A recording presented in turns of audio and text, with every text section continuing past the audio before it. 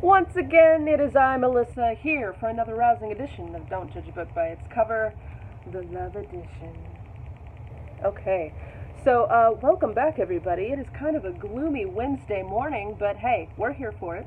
The heat is on. There'll be music playing later when I get this video done anyway, and all of the happy, glorious books right behind me will be yours to look at, flip through, and enjoy.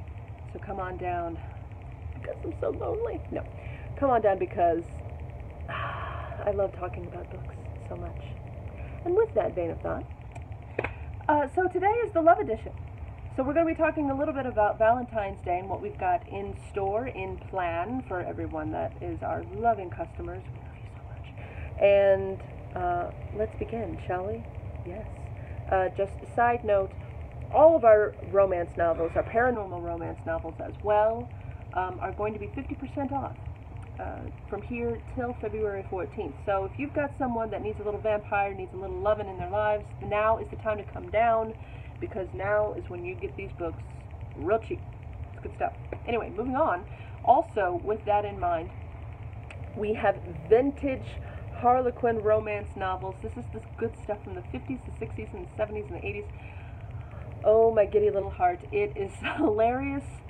So good, point A to point B, not a lot in between, but you love them and you know you do. The 50s and the 60s really had a theme going with doctors and nurses because that was the time when General Hospital, among other doctor-like dramas, started to come out.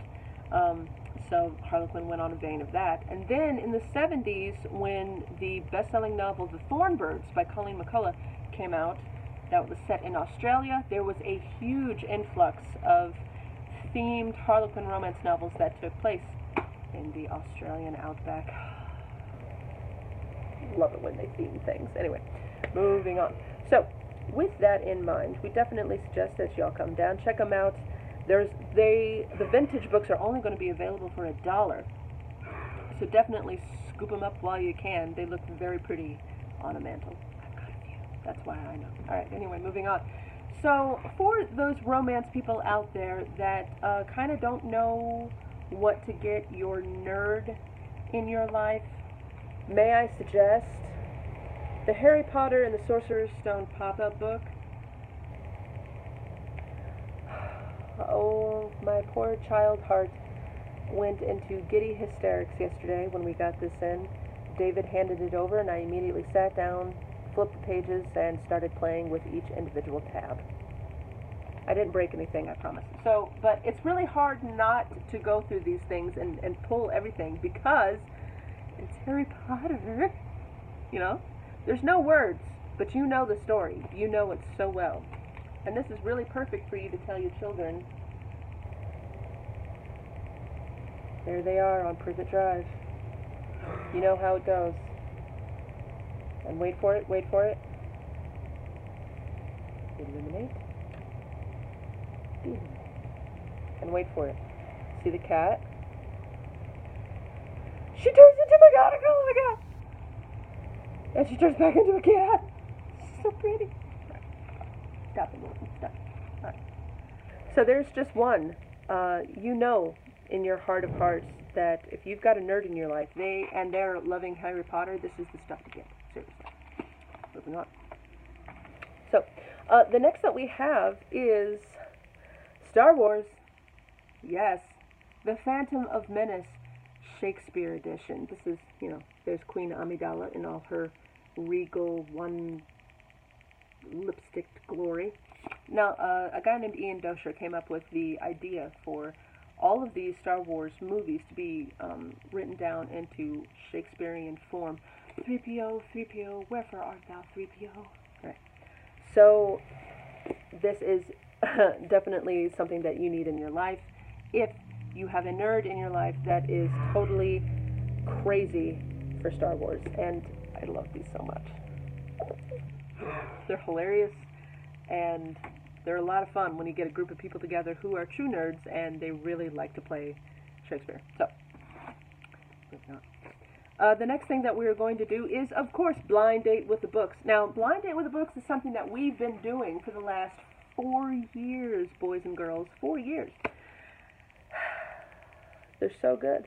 And they're coming back, baby. Oh yeah, they're coming back in style. So we're going to have a bunch of them for you. If you do not have a date for Valentine's, if you know that you're not going to have a date for Valentine's, if you need a date for Valentine's, this might be the time for you guys to start tromping through the snow to come in for, because I'm going to tell you why. So, blind date with the books are great, and they're great conversation starters with someone that you don't know really well, someone that you might be going on a date with. So definitely come in, browse around, check out our blind date with the books, get a conversation going, get to know somebody, and possibly read a little bit with them later.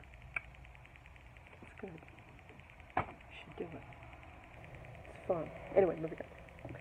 So, if you also in your life have nerds, have the geeks that you know what they love, but you don't exactly know how to buy for them, this is the time to come in.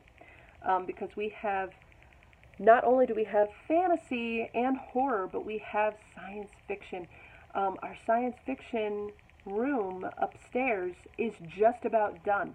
We have expanded our sci-fi so much so that it now wraps around the room.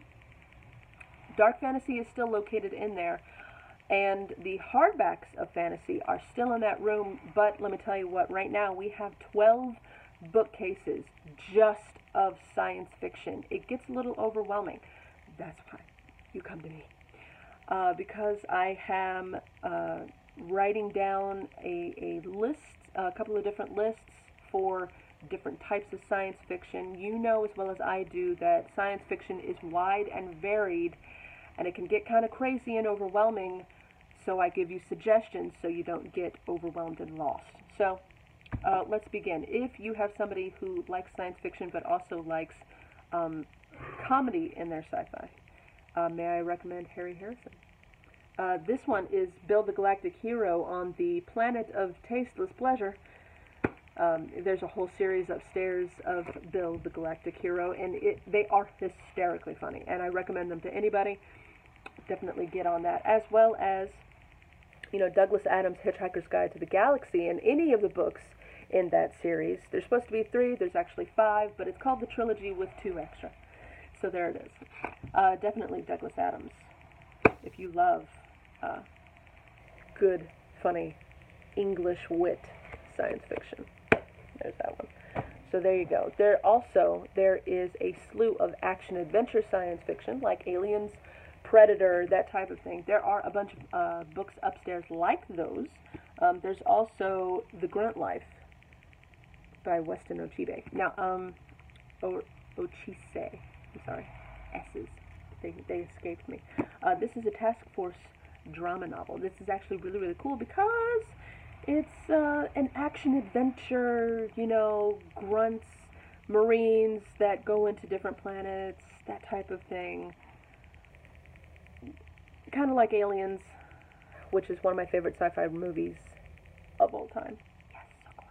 Alright, so there's that. Moving on. There is also girl sci-fi. So if you have somebody in your life that really appreciates, that really appreciates female writers, try Anne McCaffrey and Elizabeth Ann Scarborough. They do a series of books, and this is one of the first ones that they came out with, called Changelings. It's a series of books that are really intense and really good. They're kind of short, but they're well worth reading because they get to it in a hurry. It's action-packed. I really like those books. And for the discerning fantasy lover in your life, if they are out of the latest Terry Brooks and they are out of their new Jim Butcher novels, may I suggest Kevin J. Anderson, The Map of All Things. This is book 2. We have book 1 as well. This is a really good fantasy romp. It's fun. It kind of reminds me of Willow mixed with Lord of the Rings because it takes place, or well, not Lord of the Rings, but it's like Pirates of the Caribbean meets Willow. There you go. Because it takes place on the sea. It's epic like Lord of the Rings, and it's got the fun, magical talents of Willow, which is why I say that instead of the magical talents of Lord of the Rings, because that's more intense. But this is great, and it's a good thick book, so enjoy while we can. Moving on. So, let's get to a little bit of other. I'm going to save the romance novels for last. So, if you have somebody in your life that has no idea what they're doing with men or women, may I suggest I Saw Your Future and He's Not It. This is a psychic's guide to true love. And we've had it for a minute. But finding your way to true love is kind of hard sometimes. So why not turn to somebody